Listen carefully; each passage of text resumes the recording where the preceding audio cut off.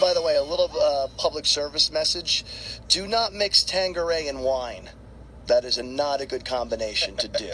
Stay away from gin and wine. There you go. Okay. 877-70 Bruce. Let's talk with Howie in New York. Howie is the warden of the Spring Nuts. Good morning, Howie. Good morning, Jim. Good morning, Vinny. How are you guys? We're good. What's going on? Nothing much. I was very excited to hear about the Blinded by the Light premiere that's coming up in Asbury. I'm super excited. I'm sure it's going to be a big hit, and Springsteen fans, Spring Nuts will be coming down in droves for that. Yeah. I just the thing is that we saw the movie back in a couple of months ago in the New York City premiere. Right. And I remember, when I saw it, my jaw just dropped. And it's not just because it was a Springsteen thing, and I just felt like I had to do that. When I was watching it, I felt like I was time traveling back to my youth. And it resonated me in so greatly, and I have no doubt that it'll do the same for, not only for Springsteen fans, but for anyone who loves music in general, for anyone that music spoke to them, that spoke for them, that music gave them some clarity or that gave them some freedom. And, it brought me back to my teenage years, and it reminded me how Bruce's music just spoke to me, as if he was actually writing certain songs with me in mind. And I also felt that in my youth, in regards to Bruce, I was definitely learning more from Bruce's 3-minute record than I ever learned from school, and definitely could have saved my parents a lot of money. I give them a heads up. Jorinda, she did a fantastic job on the movie. The cast was perfect. She did a stellar job, and it's also it's important to mention that the book that it's based upon by Sarfraz Manzoor, Greetings from Berry Park, is truly fantastic. It's definitely a must read, and I can't recommend this movie enough. I know you enjoyed it when I was sitting next to you at the theater. I know this is going to be, to watch it with Jersey people in Asbury Park is going to be something really, really special. Yeah, I agree, Hal. Doing it in the Paramount Theater, which has such history to it, to watch this movie, and what's great about it is it's it kind of just like you said, the movie does take you back to a certain place in time. For those of you that don't know, the movie takes place in the 80s. It's shot in the timeline is it's like 86 or 87, somewhere around that point, because it's kind of post-Born in the USA. From what I understand. Right. Yeah, that's what I remember about it. And it's in England. It's in a small, remote town in England. It's not in a major city. It's just a small town. And if you grew up in smaller towns, you'll get that as well, that feeling. Definitely family involved with it. There's a lot going on in this movie, and it's great because it's just surrounded by Bruce's music throughout the whole film. I think there's, 12 Bruce songs or 14 Bruce songs in this thing?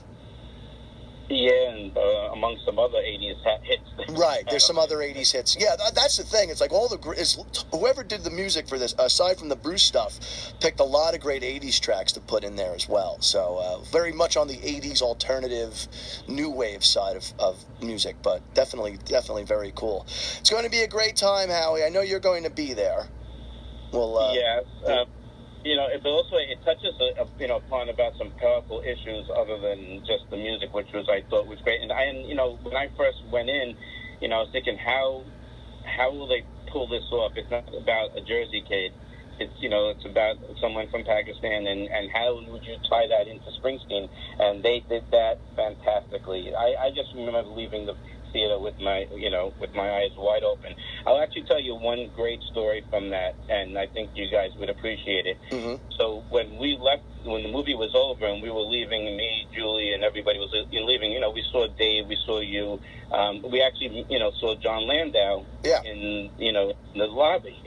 And, this is the first time I've seen John Landau at the Broadway shows, but I've never come up to him and said anything. But since it was more of an intimate thing, I went over to him and introduced myself with Julie, and, he said hi, and he couldn't have been more, pleasant and approachable and nice. So I was actually, he asked me how did I enjoy the movie? I said, wow, it just blew me away. And I was walking away from him, and he goes, Howie, come here, come here, come here. And I came back, and Julie's looking at me like, what'd you do, Howie? What did you say to him? I'm like, I didn't say anything, but okay, I came back. He goes, and I'm not going to give away the parts, but he said, I'm curious. I'm curious to know, what did you think about this particular part? And I was sitting there, I'm like, wow, he's like, he looked at me like if he was a fan himself, and he must have heard this music about 2 billion times in his life. And meanwhile, he's asking from a fan's point of view, and he just seems so excited about the whole experience and to hear what other fans thought about it.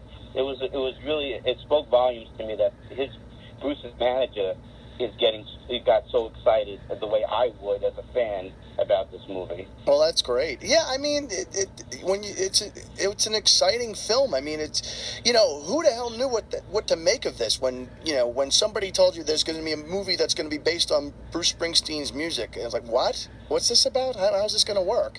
And it's just, well, the book is, I didn't read the book, but Sarfraz, wrote this whole thing, and what Gurinder did and the actors that made this movie did an amazing job of making this all make sense and entertaining and fun, and I'm glad that John Landau wanted to hear what you had to say about the movie too. That's great.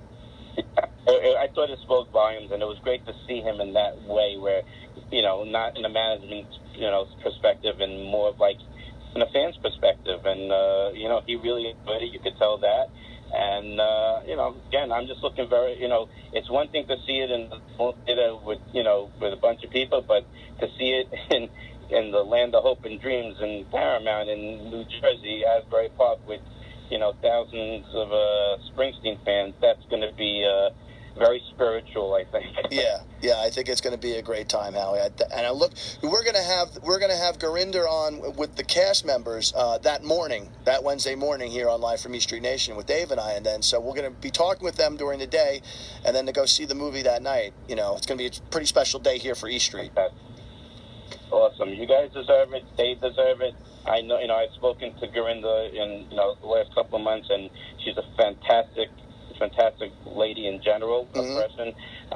And the actors, like you said, we've met them at the screening, and they were fantastic. And they're so young, but they're very mature. And you know what? Just when I spoke to them, they've never been to Asbury. So this, from what I understand, this is going to be their first time, and I think that's going to be an overwhelming experience for them. To be in Springsteen's hometown, so to speak. Yeah. That's going to be something for them. What a way to introduce them to it. Yeah, that's going to be exciting. I'm looking forward to it. Now that this whole thing has come together and it's not that far away, it's going to be a lot of fun. I'm looking forward to it. Yeah, I'm looking forward to it. So thank you so much, Jim, for everything. All right, Howie. Thank you, Vinny. And be well, and we'll be talking soon. All right, sounds good, Howie. Take care. You too, bud. All right, there's Howie from the Spring Nuts. You can go find them on the social media pages of Spring Nuts. 877